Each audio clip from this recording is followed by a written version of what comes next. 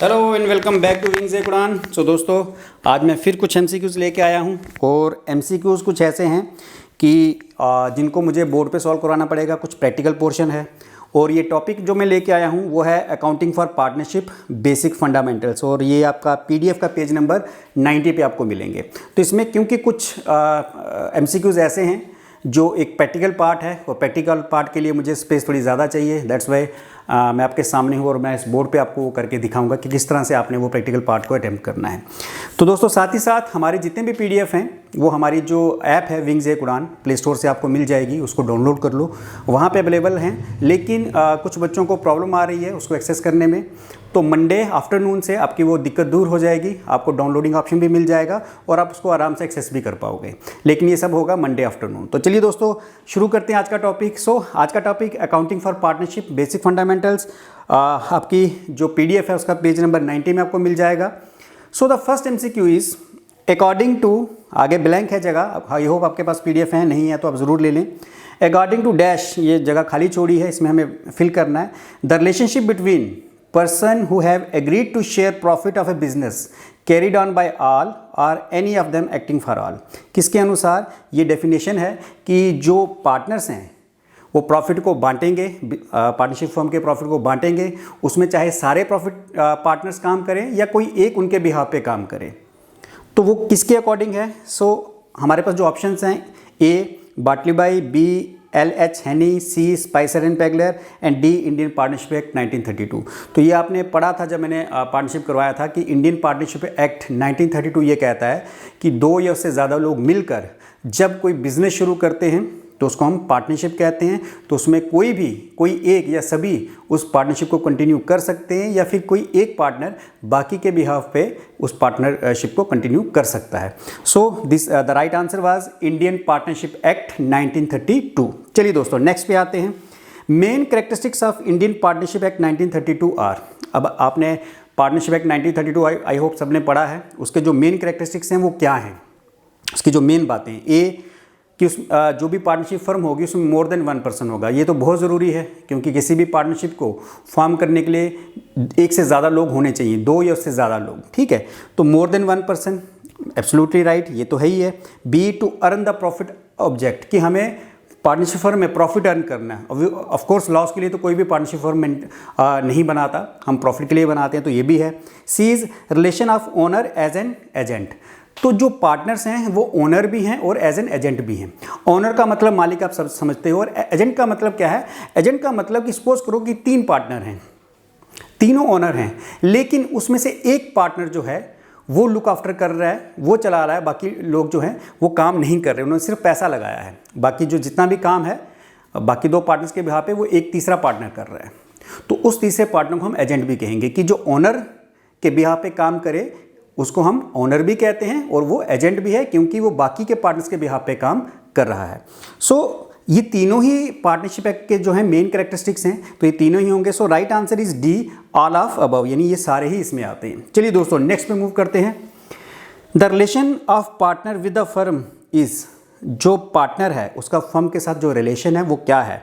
As a manager है, as an agent and owner, as a servant, as a monopolist. तो मुझे लगता नहीं है कि मुझे इसको बताने की भी ज़रूरत है कि जो पार्टनर है उसका फर्म के साथ रिलेशन कौन सा होता है। As an owner and as an agent, owner भी है और एजेंट भी है क्योंकि बाकी के बिहाफ पे वो काम कर सकता है।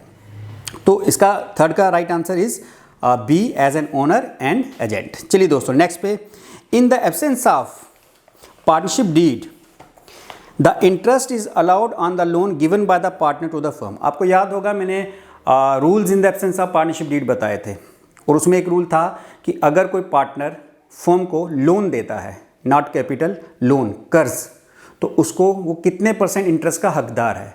तो ये मैंने कहा था कि पार्टनरशिप डीड बनी है तो उसमें लिखा होगा कितने % का, और अगर डीड ओरल है तो उसको 6% हमें पर एनम इंटरेस्ट देना होता है। तो यहाँ पे जो ऑप्शंस हैं उसमें लिखा है no interest is allowed, this is wrong, क्योंकि जो पार्टनर लोन देता है उसको 6% हमें इंटरेस्ट देना है। तो बी 9%, सी 5%, तो मैंने अभी बता ही दिया कि D is the right answer, यानी 6% जो पार्टनर लोन देता है उसको हमें इंटरेस्ट देना है अगर पार्टनरशिप डीड ओरल में है। ओरल मतलब रिटन फॉर्म में नहीं है। चलिए दोस्तों, next is in profit and loss appropriation account recording of transfer related to partnership, यानी profit and loss appropriation. Basically ये क्वेश्चन थोड़ा सा रॉन्ग है। Profit and loss appropriation account में हम क्या लिखते हैं, जो हम profit and loss appropriation account बनाते हैं, आई होप सबको पता होगा, उसका फॉर्मूला मैंने सिखाया भी था, उसमें हम क्या रिकॉर्ड करते हैं। क्वेश्चन एक्चुअली ये है। सो उसमें ऑप्शन हैं आपके पास, recording of transaction related to partnership firm, यानी जो पार्टनरशिप फर्म की ट्रांजैक्शन है हम उसमें वो रिकॉर्ड करते हैं first. Second is B, recording of transaction related to partners only, सिर्फ पार्टनर्स की ट्रांजैक्शन रिकॉर्ड करते हैं। C, recording of salary and commission only given to the partners, partners को जो सैलरी या कमीशन दी जाती है हम वो रिकॉर्ड करते हैं। और D, recording of only the interest on loan to partner, partner को जो लोन पे इंटरेस्ट दिया जाता है हम सिर्फ उसको रिकॉर्ड करते हैं। तो इसका आंसर क्या है? इसका आंसर ए है, recording of transaction related to partnership firm. जो पार्टनरशिप फर्म है उससे रिलेटेड जितनी भी ट्रांजैक्शंस हैं, चाहे आपने पार्टनर को सैलरी दी या कमीशन दी या मैनेजर को सैलरी रेम्युनरेशन दी या फिर आपने कोई पैसा रिजर्व में ट्रांसफ़र किया, तो पार्टनरशिप फर्म में जितनी भी ट्रांजैक्शंस हो रही हैं उन सबको हम जो profit and loss appropriation account है उसमें रिकॉर्ड करते हैं। So A is the right answer. चलिए दोस्तों, next is according to profit and loss account. ये प्रैक्टिकल पार्ट है, इसको जल्दी से सॉल्व करेंगे। According to profit and loss account, the net profit for the year is 29,977। ठीक है, द टोटल, ये नेट प्रॉफिट है 29,977। The total interest on partners capital, partner की जो कैपिटल है उस पर जो टोटल इंटरेस्ट है वो है 3,250। एंड इंटरेस्ट ऑन ड्राइंग्स, और पार्टनर्स की जो ड्राइंग्स है उस पर इंटरेस्ट है 900। तो net profit according to profit and loss appropriation account will be, हमें बताना है कि इन चारों में से कौन सा इसका नेट प्रॉफिट होगा। देखिए दोस्तों, आपके पास टाइम कम होगा, पहले मैं सिंपल जो नॉर्मल तरीका है उसमें करवाऊंगा, फिर इसको शॉर्टकट में बता दूंगा आपको। ठीक है, नॉर्मली जब हम प्रॉफिट एंड लॉस अकाउंट बनाते हैं तो सबको याद होगा कि profit and loss appropriation account. ठीक है, तो यहां पे हम क्या लिखते हैं? Net profit. ठीक है, और यहां पे इंटरेस्ट ऑन ड्राइंग्स, दो चीज़ें आती हैं। मतलब इन शॉर्ट पार्टनरशिप फर्म की जो इनकम्स हैं वो हम इस तरफ लिखते हैं। तो अगर मैं इसका नेट प्रॉफिट लिखूं तो नेट प्रॉफिट है 29,977। और इंटरेस्ट ऑन ड्राइंग्स, पार्टनर्स ने जो ड्राइंग्स की हैं उस पर जो वो इंटरेस्ट देते हैं फर्म के लिए इनकम है। पार्टनर्स के पॉइंट ऑफ व्यू से नहीं देख रहे, हम पार्टनरशिप फर्म का बना रहे हैं, और फर्म के लिए अगर पार्टनर्स ने कोई ड्राइंग्स की हैं और उस पर वो इंटरेस्ट दे रहे हैं तो फर्म के लिए वो इनकम है। पार्टनर्स के लिए इंडिविजुअल एक्सपेंस हो सकता है, लेकिन फर्म के बना रहे हैं तो फर्म के लिए वो इनकम है, और पार्टनर्स को ड्राइंग पे इंटरेस्ट है 900। ठीक है, तो इस तरफ आपको पता है ये दो चीज़ें आती हैं। यहाँ पे फर्म के एक्सपेंसेस आते हैं, जैसे इंटरेस्ट ऑन कैपिटल। अब आपको पता है पार्टनर्स ने जो पैसा लगाया उसको हम कैपिटल बोलते हैं, और उस पर जो इंटरेस्ट दिया पार्टनर्स को, फर्म के लिए तो एक्सपेंस हो गया, पार्टनर्स के लिए इंडिविजुअल इनकम है, लेकिन फर्म के लिए हम क्या मानेंगे? As an expense. तो यहाँ पे इसने कहा कि जो पार्टनर्स की कैपिटल है उस पर इंटरेस्ट दिया गया 3250। तो अब इसको हम कर लेते हैं, बस इसके सिवा कुछ नहीं है। हम देखेंगे टोटल हमारा कितना आया, 29,977। नो, इसमें 900 और ऐड करना अभी। 29,977 प्लस 900, तो ये टोटल आपका है, इट इज़ 30,877। इसमें से माइनस कर लेंगे 3250। आपने ये माइनस कर लिया, ये ऐसे है 30,877 इनकम्स टोटल, इसमें से एक्सपेंस कितने हैं? 3250। तो आपका जो डिविजिबल प्रॉफिट बचा, डी प्रॉफिट मतलब डिविजिबल प्रॉफिट, वो है 27,627। ये आपका आंसर है। और देखो आपका ये आंसर किस में है? 27,627। C is the right answer. But there is a big but. But क्या है? बट ये है कि इतना टाइम आपके पास नहीं होगा एग्जाम में, है ना। हर क्वेश्चन के लिए आपको ज़्यादा से ज़्यादा 1 मिनट। ठीक है, तो ये सारा फॉर्मेट आपको बनाने की ज़रूरत नहीं है। आपने सिंपल क्या करना है? सिंपल आपने ये करना है कि जितने इनकम्स हैं, जैसे ये इनकम्स हैं, इनको टोटल कर लो, और इस तरफ जो एक्सपेंसेस आते हैं, क्या क्या आते हैं? अभी तो इंटरेस्ट ऑन कैपिटल है, सैलरी भी है, कमीशन भी है पार्टनर्स की, है ना। तो इनकम में से सीधे एक्सपेंस माइनस कर लो, फॉर्मेट बनाने की ज़रूरत नहीं है। तो सिंपल क्या करो, आपका नेट प्रॉफिट है, आपका नेट प्रॉफिट है कितना है? 29,977। जितना शॉर्ट हो सके उतना शॉर्ट लिखो, क्योंकि आपके पास टाइम नहीं होगा। ऐड इंटरेस्ट ऑन ड्राइंग, आपने जल्दी से रफली कैलकुलेट कर लेना है। ठीक है, ये कर लिया 30,877, ठीक है, माइनस इसमें से कोई भी जो खर्चे हैं जैसे इंटरेस्ट ऑन कैपिटल या पार्टनर की सैलरी या पार्टनर्स को कमीशन दे रहे हैं वो माइनस कर लो 3250, तो आपका 27,627 ये आंसर आ जाएगा। तो ये आपने वहाँ से देख लेना है कि कौन सा आपका ये सही है, ठीक है। तो ये पूरा फॉर्मूला लिखने की ज़रूरत नहीं है, फॉर्मूला मैंने इसलिए समझाया कि थोड़ा सा आपको लॉजिक मिल जाए कि हमें करना क्या होता है। बेसिकली इनकम से ऐड करनी है, इनकम में क्या क्या आएगा, नेट प्रॉफिट और इंटरेस्ट ऑन ड्राइंग, मोस्टली ये दो होते हैं, इससे ज़्यादा कुछ होता नहीं। और एक्सपेंसेस में क्या क्या आता है इस तरफ फॉर्मेट आपको देखना पड़ेगा, interest on capital, salary, commission, partners की, ये एक्सपेंस में आते हैं। तो जल्दी से आपने क्या कर लेना है, नेट प्रॉफिट और इंटरेस्ट ऑन ड्राइंग टोटल कर लिया, उसमें से जो भी पार्टनर्स को दिया, फॉर एग्जाम्पल इंटरेस्ट दिया या अपने पार्टनर को सैलरी दी या पार्टनर को कमीशन दी, जल्दी से उसको माइनस कर लेना है और अपना आंसर निकाल लेना है। ये आपका डिविजिबल प्रॉफिट आ जाएगा जो पार्टनर्स में डिस्ट्रीब्यूट होगा। इस तरह से आपने जल्दी से इसको सॉल्व करना है, ज़्यादा टाइम नहीं लगाना, ठीक है। चलिए दोस्तों, आई होप ये क्लियर हो गया। अब आते हैं नेक्स्ट क्वेश्चन पे।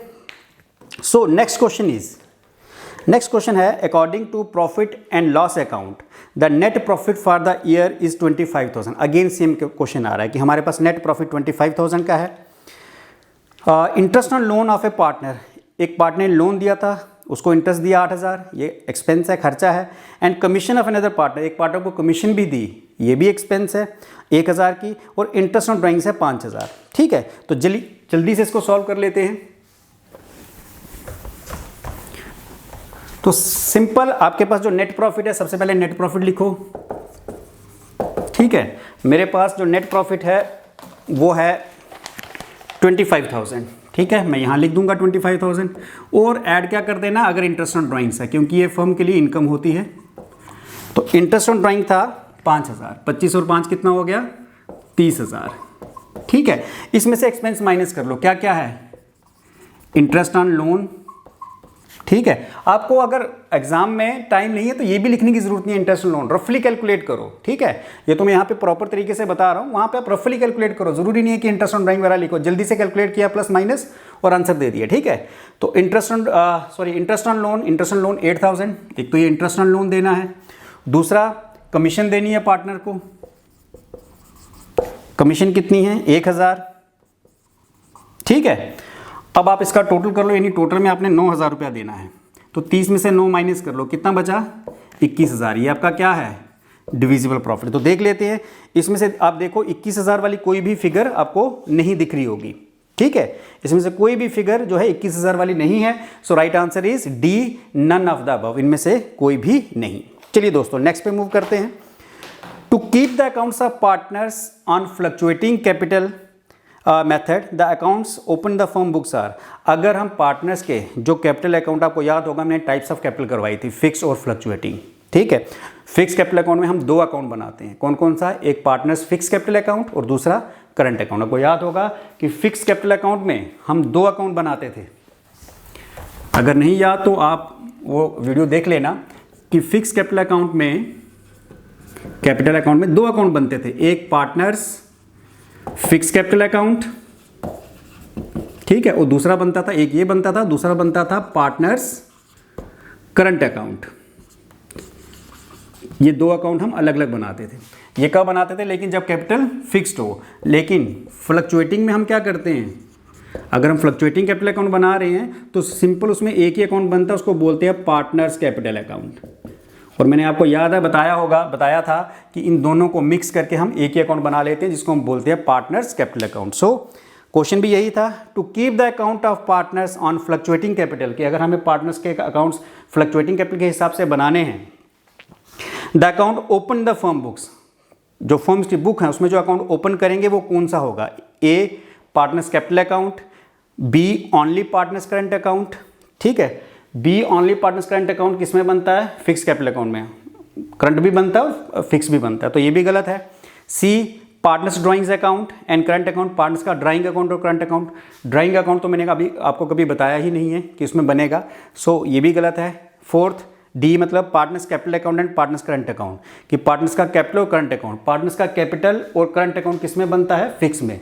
सो A was the right answer, partners capital account, की जब भी कैपिटल फ्लक्चुएटिंग होती है तो उसमें हम पार्टनर्स का सिंपल एक कैपिटल अकाउंट बनाते हैं, जिसमें हम दोनों को जोड़ देते हैं या इकट्ठा करके बना लेते हैं। चलिए दोस्तों, नेक्स्ट पे मूव करते हैं।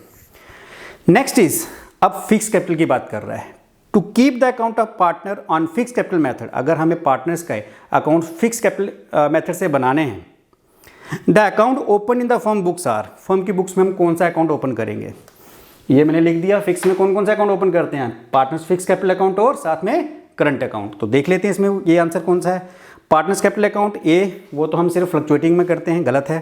Partners current account only current account नहीं बनाते, फिक्स भी बनाते हैं, तो ये भी गलत है। Partners capital account and drawings account तो इसमें नहीं बनाते। And fourth is D is partners capital account, ठीक है, यानी partners fix capital account and current account, ये दोनों बनते हैं। तो राइट आंसर इज डी। चलिए दोस्तों 11th क्वेश्चन पे आते हैं। If date of drawing of the partner is not given in the question then interest is charge for. आपको मैंने calculation of interest on drawings के डिफरेंट मेथड बताए थे और उसमें सेकंड मेथड था कि अगर क्वेश्चन में डेट ऑफ विड्रॉल नहीं दी गई, पार्टनर ने इंटरेस्ट निकाला है, पार्टनर्स ने ड्राइंग्स की हैं बिजनेस से, लेकिन कब की, किस मंथ की, वो आपको नहीं बताया गया। उस केस में आपने जो ड्राइंग्स पे इंटरेस्ट है वो कितना कैलकुलेट करना है, कितने मंथ्स का कैलकुलेट करना है। तो मैंने आपको बताया था कि if date of withdrawal is not specified, अगर किसी क्वेश्चन में डेट ऑफ विड्रॉल नहीं दी गई कि पार्टनर ने कब ड्राइंग्स की, तो आपको हमेशा हाफ ईयर यानी 6 मंथ्स का इंटरेस्ट चार्ज करना है। ये रूल है, तो 6 मंथ्स का आपको इंटरेस्ट लगाना होगा in case date of withdrawal is not specified. सो यहाँ पे जो ऑप्शन हैं आपके पास, A 3 month, B 6 month, C 9 month, D 12 month. So right answer मैंने बता दिया 6 मंथ, दैट इज बी। चलिए दोस्तों नेक्स्ट पे आते हैं। 12th is X is a partner in a firm, he withdraw 200 per month as drawing from the firm on first day of each month. तो X एक पार्टनर है, उसने 200 रुपये हर महीने 200 रुपीज़ अपनी फर्म से निकाले और first day of each month, हर महीने की पहली तारीख को, ये आपको याद रखना है। The rate of interest on drawings is 5%, drawings पे जो इंटरेस्ट है 5% है, और बुक्स जो क्लोज हो रही है 31 दिसंबर को क्लोज हो रही है। इन this case interest on drawing will be, तो कहता है इस केस में हमें बताओ कि ड्राइंग्स पे इंटरेस्ट कितना होगा। आपको याद होगा कि इसके लिए मैंने आपको 2 मेथड बताए थे। एक मेथड मैंने बताया था प्रोडक्ट मेथड, आपको याद होगा प्रोडक्ट मेथड का, और ये आपको याद होगा जो प्रोडक्ट मेथड था उसमें क्या था कि कोई चल ही नहीं रहा। प्रोडक्ट मेथड में क्या था कि आप 4 कॉलम बनाते थे, डेट, अमाउंट, मंथ्स, प्रोडक्ट, ठीक है। और क्या करते ये थे हम कि फर्स्ट डेट को विड्रॉ किया, कितने पैसे किए, फॉर एग्जांपल अभी इसमें 200, तो जनवरी से लेके जब ईयर एंड हो रहा है, जैसे इस क्वेश्चन में ईयर एंड हो रहा है 31 दिसंबर, तो जनवरी से अगर आप दिसंबर काउंट करो 1 जन से 31 दिसंबर, तो अगर ये आप मंथ काउंट करो तो 12 बनते हैं, तो 12 लिख के यहाँ पे मल्टीप्लाई कर देते थे इन दोनों को, अमाउंट इनटू मंथ। फिर 1 फरवरी को विड्रॉ किया, 211 महीने बचे, और फिर मल्टीप्लाई 2200 एंड सो ऑन। लेकिन अगर आप इस मेथड से करने जाओगे तो आपको बहुत टाइम लगेगा, ठीक है। हालांकि अगर आपको मेथड याद नहीं रहता दूसरे वाला, तो आप इसको भी ट्राई कर सकते हो, आंसर तो सेम ही निकलना है। बट प्रॉब्लम क्या रहती है, प्रॉब्लम ये रहती है कि आपके पास टाइम कम होता है। इस मेथड से तो बहुत सारा टाइम लग जाएगा। तो एक और मेथड बताया था मैंने, अल्टरनेट मेथड। उसमें क्या था, अल्टरनेट मेथड में मैंने बताया था कि ये मेथड से भी आप करोगे तब भी आंसर आएगा। एक शॉर्टकट ये अल्टरनेट मेथड भी है, वो क्या था, हमें सिंपल ये बनाने की ज़रूरत नहीं है, हमें बनाना है एवरेज पीरियड। और कैसे बनता था, months left after first drawing, months left after first drawing, ठीक है, plus months left after last drawing.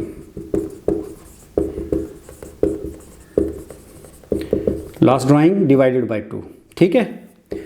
अच्छा, months left after first drawing, अब 12 + 1, लास्ट ड्राइंग में 1 मंथ आएगा डिवाइडेड बाय 2, ठीक है। तो अगेन कहानी ये है कि ये भी लेंथी पड़ रहा है, ऐसे भी करोगे तो भी लेंथी है, तो भी बहुत टाइम लग रहा है। तो आपको एक और शॉर्टकट तरीका बता देता हूँ, सिंपल। देखो, फर्स्ट एट द एंड और मिडल, ठीक है, कि फर्स्ट ऑफ एवरी मंथ हो, at the end of every month हो, at the middle of every month हो। उस केस में सिंपल आपने क्या करना है, अगर आपका जो एवरेज पीरियड है, जो ये आप सारा फॉर्मूला लगा रहे हो, इसको छोड़ दो, आप सिंपल ये कर लो कि अगर फर्स्ट ऑफ एवरी मंथ है तो 12 प्लस 1 करके डिवाइडेड बाई 2 कर लेना है, अगर फर्स्ट ऑफ एवरी मंथ है। अगर एट द एंड है तो 12 माइनस कर लेना है डिवाइडेड बाई 2, और अगर मिडल है तो आपने सीधा 12 बाई 2 कर लेना है। फर्स्ट ऑफ एवरी मंथ होगा +1, एंड होगा -1, और मिडिल है तो प्लस माइनस कुछ नहीं करना, 12 डिवाइड बाई 2।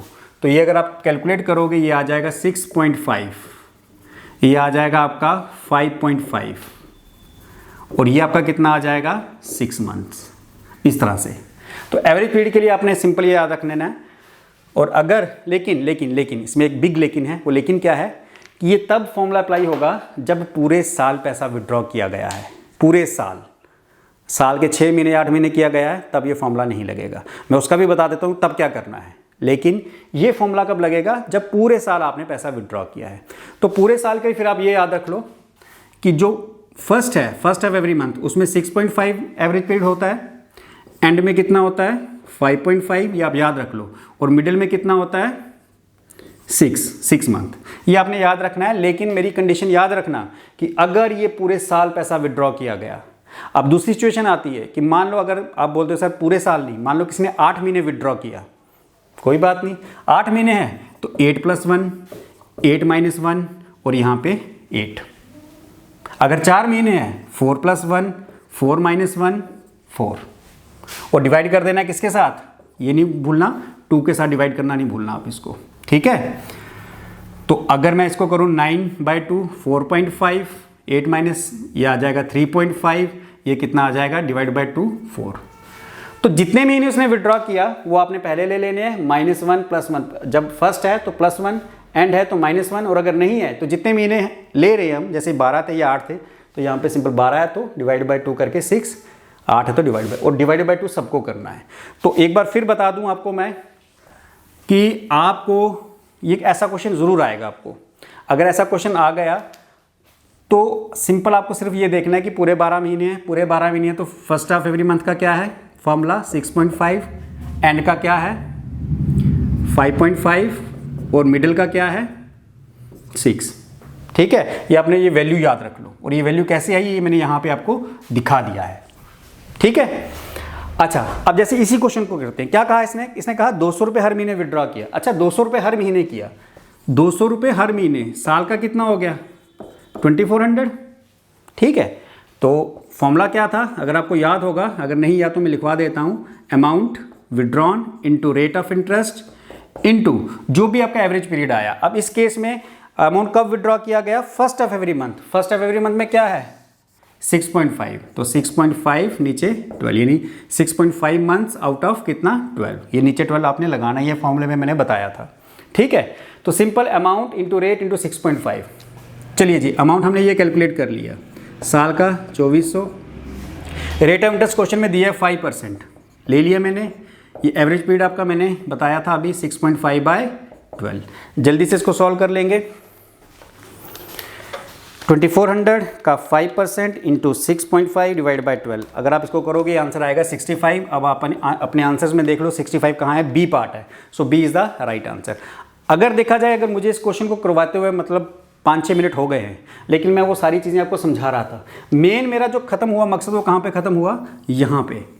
और ये चीज़ कि आपको ये याद रखना है, first 6.5, last eight the end of every month 5.5, और मिडल 6, लेकिन कहाँ, जहाँ पूरे 12 महीने। अगर 12 महीने नहीं है तो फिर ये आपने फॉर्मूला चेंज कर लेना है।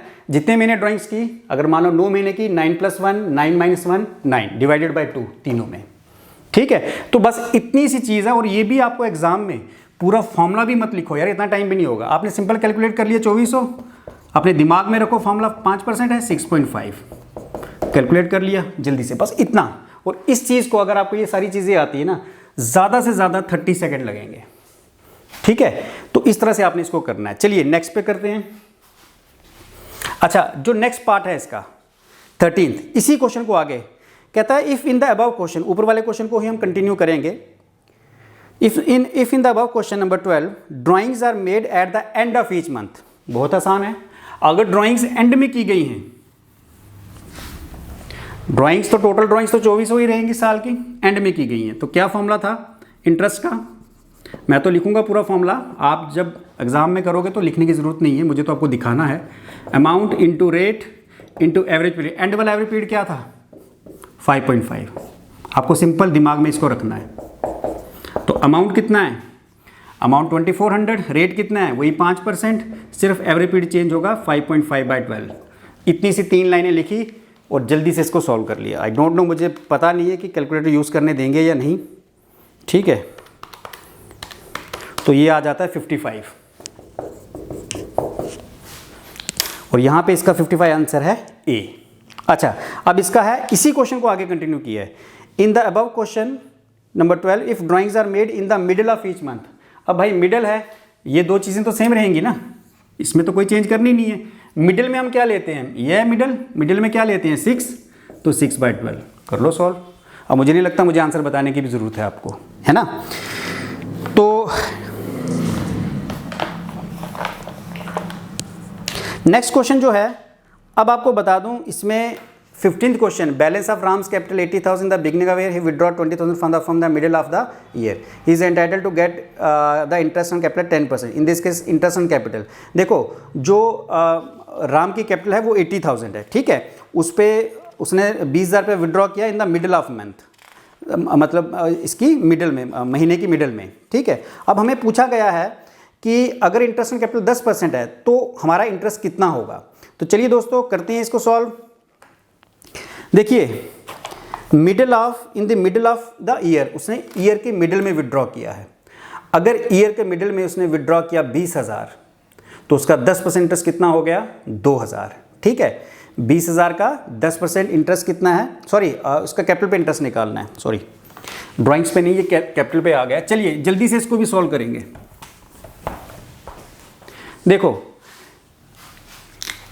कैपिटल थी इसकी, मैं शॉर्ट में इसको सॉल्व करके दिखाऊंगा क्योंकि आपके पास टाइम नहीं होगा। हम कैपिटल पे इंटरेस्ट कैसे निकालेंगे, सिंपल, जितनी कैपिटल है मान लो 80,000, अगर मान लो 10% इंटरेस्ट निकालना है तो सिंपल इस तरह से कैलकुलेट कर सकते हैं कि 80,000 का 10% इंटरेस्ट। लेकिन सिचुएशन थोड़ी सी आगे चेंज हो गई, इसने कहा कि 80,000 कैपिटल थी, मिडिल में इसने 20,000 रुपये निकाली, यानी साल के बीच में आके 20,000 रुपये इसने निकाल लिया। ये तो ऐसे ही है जैसे सपोज करो आपका बैंक में पैसा पड़ा हुआ है, ठीक है, 80,000, आपको इंटरेस्ट 80,000 पे मिल रहा है, लेकिन 6 महीने के बाद आपने 20,000 रुपये निकाल लिया। तो इसका मतलब ये रहेगा कि पहले 6 महीने आपको 80,000 इंटरेस्ट मिलेगा, 80,000 पे इंटरेस्ट मिलेगा, और बाकी के 6 महीने जो बैलेंस अमाउंट आपका बचेगा। अब जैसे इसने कहा कि स्टार्टिंग में पहले 6 महीने जो है इंटरेस्ट फॉर फर्स्ट 6 मंथ, अगर आप फर्स्ट 6 मंथ का इंटरेस्ट कैलकुलेट करो तो 80,000 उसकी स्टार्टिंग की कैपिटल थी और उस पर 10% इंटरेस्ट था। लेकिन आप देखो ये 10% जो इंटरेस्ट है ये साल का है, लेकिन पूरे साल तो इसकी ये कैपिटल रही नहीं, साल के बीच में इसने 20,000 रुपये निकाल लिया था। इसका मतलब पहले 6 महीने उसको इंटरेस्ट 80,000 पे मिलेगा। 80,000 का 10% 8,000 और आधा हो गया 4,000, और बाकी के 6 महीने क्योंकि उसने 20,000 रुपये निकाल लिया था, इंटरेस्ट फॉर बैलेंस 6 मंथ, जो बाकी 6 महीने हैं उसमें उसको इंटरेस्ट कितना मिलेगा, क्योंकि उसने 20,000 रुपये निकाल लिया। इसका मतलब उसकी कैपिटल क्या हो जाएगी, 80,000 में से 20,000 कम हो जाएगी। वैसे ही जैसे आप बैंक से पैसा निकाल लो, तो आपने पैसा निकाल लिया तो बाकी जो कैपिटल बची कितनी 60,000, है ना। तो बाकी बैलेंस कैपिटल पे ही इंटरेस्ट मिलेगा बाकी के 6 महीने, 10% इंटू 6/12, 60,000 का 10% हो गया 6,000, 6,000 का आधा हो गया 3,000, और पूरे साल का इंटरेस्ट अगर आप कैलकुलेट करो तो कितना बन रहा है 7,000। 7,000 इज द राइट आंसर, सी इसका पार्ट है। तो अगेन ये मैंने इतनी सारी चीज़ें लिखी, interest for first 6 month, balance 6 month, है ना। ये आपको शॉर्ट में लिखना है, रफ में, जल्दी से, अपने आप पे विश्वास रखना है कि सही होगा, जल्दी से इसको कैलकुलेट करना है, बहुत ज़्यादा टाइम आपको इस पर नहीं लगाना। चलिए दोस्तों next, B due 6,000 at the end of each month, the deed provide interest on drawing 10%, what will be the amount of interest on drawing. मुझे नहीं लगता मुझे कराने की ज़रूरत है। इसने कहा 6,000 रुपया हर महीने के एंड में, तो मैंने इससे पहले बताया था कि अगर बिगिनिंग है तो 12 + 1 करके यानी 6.5, अगर एंड है तो 5.5, और अगर मिडिल है तो 6। तो अभी मैंने इससे पहले इस क्वेश्चन के पहले करवाया वो क्वेश्चन, आई होप आपको समझ आया, तो ये आप खुद प्रैक्टिस करोगे, ठीक है दोस्तों। तो चलिए दोस्तों आज के लिए मैं यहीं पे रख रहा हूँ। अभी जब तक इनके प्रैक्टिकल पार्ट आ रहे हैं मैं आपको बोर्ड पे ही करवाऊँगा, क्योंकि यहाँ पे आपको थोड़ा आसानी से समझ आएगी। आप देख रहे हो कि कितना लिखना पड़ता है, तो वो स्क्रीन पे हो नहीं पाएगा। तो मैं इसी पे करवाऊंगा। उसके बाद जैसे मैंने प्रॉमिस किया है कि डाउट क्लियरिंग सेशन मैं लेके आऊँगा। जितने भी इसके मिसलिनियस हैं वो डाउट क्लियरिंग सेशन के बाद करेंगे, क्योंकि कुछ उसके बाद भी आपको प्रैक्टिस करने के लिए चाहिए MCQs डाउट क्लियरिंग सेशन के बाद। तो वो मिसलिनियस